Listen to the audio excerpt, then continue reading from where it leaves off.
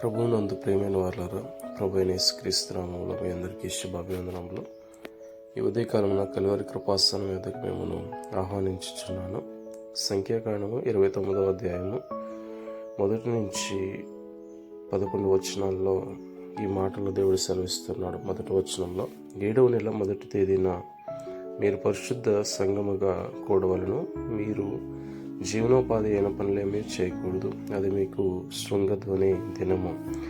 7వ నెల 1వ దినమున శృంగధ్వని దినముగా ఇశ్రాయేలు ప్రజలందరూ కూడా ఆచరించాలని, ఆ దినమున నిర్దోషమైన కోడిదూడను ఒక పొట్టేలును యెహోవాకు ఇంపైన సువాసన గల దహన బలిగా అర్పించాలని, వాటి విధి ప్రకారంగా దహన బలి, నిత్యమైన దహన బలి అర్పించు విధానముతో పాటు ఇవి కూడా అర్పించాలని దేవుడైన యెహోవా సెలవిచ్చాడు. అదేవిధంగా 10వ దినమును కూడా పరిశుద్ధ సంఘంగా కూడుకొనాలి.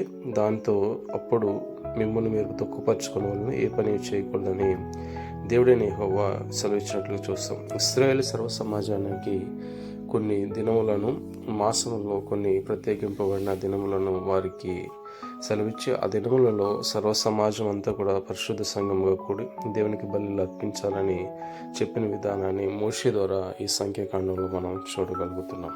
ఆమేన్.